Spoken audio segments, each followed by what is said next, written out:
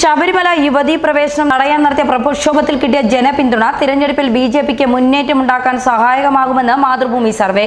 Mathrubhumi news AC Nielsen survey കേരളത്തിൽ ലോക്സഭാ തിരഞ്ഞെടുപ്പിൽ NDA account തുറക്കുമെന്നാണ് പ്രവചിക്കുന്നത്. അത് തിരുവനന്തപുരമാകും.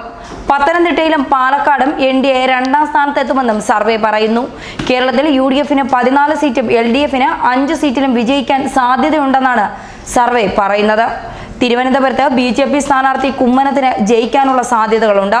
കുമ്മനം രാജശേഖരന് 40% വോട്ട് നേടാനാകുമെന്നും ത്രികോണ മത്സരം നടക്കുന്നതിനാൽ അത് ഭൂരിപക്ഷം നേടാൻ സഹായിക്കുമെന്നും സർവേ പറയുന്നു. പത്തനംതിട്ടയിൽ UDF സ്ഥാനാർത്ഥി ആന്റോ ആന്റണിക്ക് 32% വോട്ട് ലഭിക്കാൻ സാധ്യതയുണ്ടെന്നും NDAയുടെ K സുരേന്ദ്രന് 31% വോട്ട് കിട്ടുമെന്നും LDF-ലെ വീണ ജോർജിന് ലഭിക്കുന്ന വോട്ടിന്റെ ശതമാനം 29 സർവേ പ്രവചിക്കുന്നു. പാലക്കാട് CPM-ലെ MP രാജേഷിന് NDA സ്ഥാനാർത്ഥി കൃഷ്ണകുമാർ ശക്തമായ വെല്ലുവിളിയാണ്. MP രാജേഷിനേക്കാൾ 3% വോട്ട് കുറവായിരിക്കും കൃഷ്ണകുമാറിന് ലഭിക്കുക എന്നും സർവേ പ്രവചിക്കുന്നു. UDF സ്ഥാനാർത്ഥി ശ്രീകണ്ഠൻ 3-ാം സ്ഥാനത്തെത്തുമെന്നും പ്രവചനമുണ്ട്. BJPയുടെ തിരഞ്ഞെടുപ്പ് പ്രകടന പത്രികയിൽ ശബരിമല ഉൾപ്പെട്ടതോടെ പാലക്കാട് വലിയ ഓളമുണ്ടാക്കാൻ സാധിക്കുമെന്നും സർവേ പറയുന്നു. സർവേ ഫലം എന്തായാലും തങ്ങൾക്ക് 4 സീറ്റ് കിട്ടുമെന്നാണ് BJPയുടെ കണക്കുകൂട്ടൽ.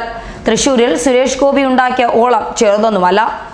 അദ്ദേഹം ജയിക്കുമെന്നാണ് പാർട്ടിയുടെ തന്നെ വിലയിരുത്തൽ. കേരളത്തിലെ രാഷ്ട്രീയ കാറ്റ് UDF-നൊപ്പം വീശുമെന്നാണ് സർവേ പറയുന്നത്.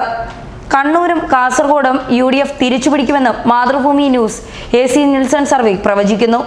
കാസർഗോഡ് 43% വോട്ടർമാർ UDF-നെ പിന്തുണയ്ക്കുമ്പോൾ 35% വോട്ടർമാരാണ് LDF-നെ പിന്തുണയ്ക്കുന്നത്. 21% വോട്ടർമാർ NDA പിന്തുണയ്ക്കുന്നു. അതേസമയം ഇഞ്ചോടിഞ്ച് മത്സരം നടക്കുന്ന കണ്ണൂരിൽ UDF-ലെ K സുധാകരന് 47% വോട്ടർമാർ പിന്തുണയ്ക്കുമ്പോൾ LDF-ലെ PK ശ്രീമതിയെ 44% പേർ പിന്തുണയ്ക്കുന്നു. 5% വോട്ടർമാരാണ് NDA പിന്തുണയ്ക്കുന്നത്. പ്രധാനമന്ത്രി നരേന്ദ്രമോദിയുടെ പ്രകടനം വളരെ മോശമെന്ന അഭിപ്രായം സർവേയിൽ പങ്കെടുത്ത 57% പേർ അഭിപ്രായപ്പെട്ടു. വളരെ നല്ലതാണെന്ന് 23% വോട്ടർമാരും ശരാശരി എന്നത് 5% വോട്ടർമാരും പറയുന്നു. നല്ലതെന്നത് 7% വോട്ടർമാരും മോശമെന്ന് 8% വോട്ടർമാരും പറയുന്നു. കേന്ദ്ര സർക്കാരിന്റെ പ്രകടനത്തിൽ വളരെ മോശമെന്ന് 57% വരുന്ന സർവേയിൽ പങ്കെടുത്ത വോട്ടർമാർ പറയുന്നു.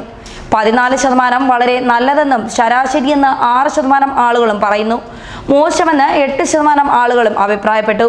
മാതൃഭൂമി ന്യൂസും പ്രമുഖ സർവേ ഏജൻസിയായ AC നിൽസണും ചേർന്ന് നടത്തിയ അഭിപ്രായ ഫലമാണ് ഇക്കാര്യങ്ങൾ വ്യക്തമാക്കുന്നത്. ന്യൂസ് ഡെസ്ക് മലയാളി വാർത്ത.